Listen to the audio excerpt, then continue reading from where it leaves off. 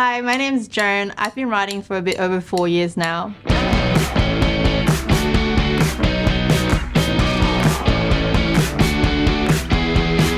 When I was a teen, one of my family friend rides a motorbike in China.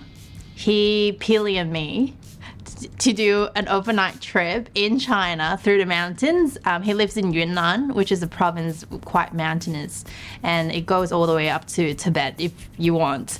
And I just fell in love with it. I just really love the idea of doing a trip overnight on a motorbike. Since then, I've always had the idea to get my own license, but my parents wouldn't allow it when I was at school.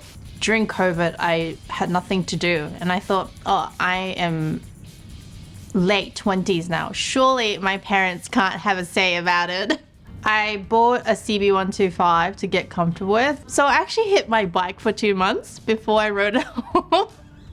And I was just riding at the back street to get more comfortable until I feel comfortable to ride it home. And my mom just looked at me and shook her head and just, that was it. I'm actually very grateful that I have a very supportive parent. When I did a really long trip over Christmas, so Aidan and I went to Tasmania 2 years ago, and we rode all the way down to Geelong to take the Spirit.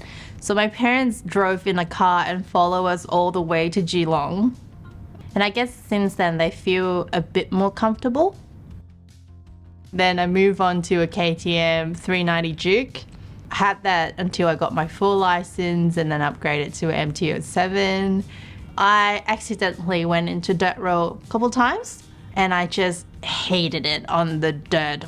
Yeah, that's why I decided, maybe I need an adventure bike to give me some ability to go off-road and not scare about it. And that's why I ended up with the F800 GS. So it's got a lot of different specs that it's really helpful for long trips. Yeah. Other things I like about it is it balances really well, the bike. It goes around corners very easily, even with luggage on. The windshield works really well on highway as well. I think there's other things that I really love about the bike. I did quite a lot of research beforehand and went around and sat on a few different options. Look at the Ducati Desert X, it was too tall and not comfortable. Look at the T7, which everyone raves about. I just couldn't even lift it up at the dealership. It was just such a heavy bike and it was too tall for me. I think this is the closest thing to perfect for me for now. I'm gonna keep it till I get sick of it.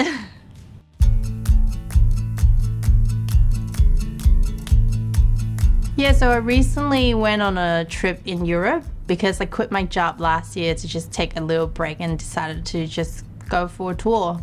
It was life-changing, I have to say. You learn a lot from riding with very experienced rider all over the world, and they really humble you. We started in Germany, and then we went from Germany to Austria through the Austrian Alps. And then went from Austria to Italy, we went through the Dolomites, and then went from Italy to Switzerland, we went into the Swiss Alps, and then we back to Austria, and then back to Germany. So it was over 6 riding days. The total trip was 8 days, yeah. I would say my favorite was the Dolomites. Yeah, it just so beautiful, and weather was so unpredictable, but they've got some beautiful passes and beautiful views up there.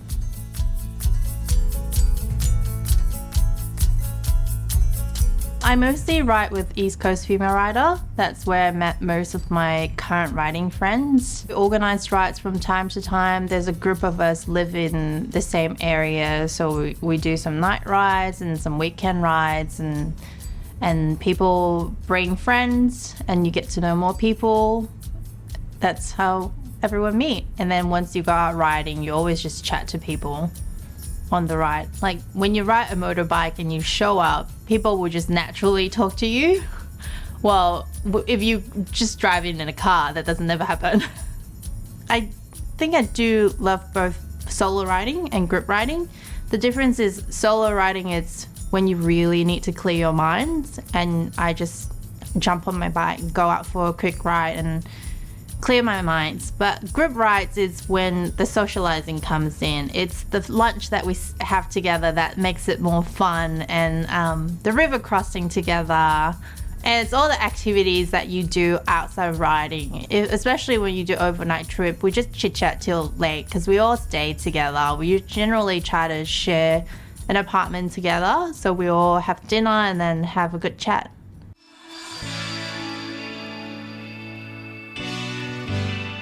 Just the riding itself, the freedom and the community, and you get to see views that you don't get to see when you're in a car.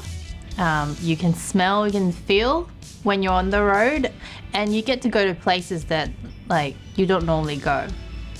I think I've been to more places in New South Wales in the last 4 years than the previous 10 years.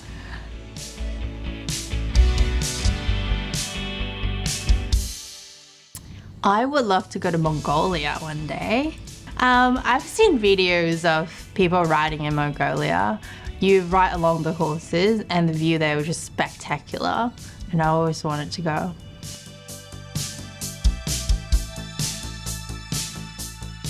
Don't overthink, just do it.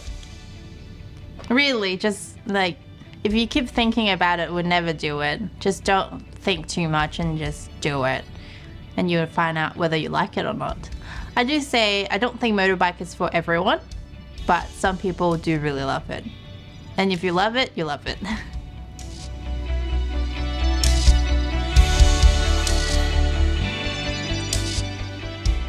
So we had a really great time filming with Joan. So check out more videos that we have of kick-ass women riders over here.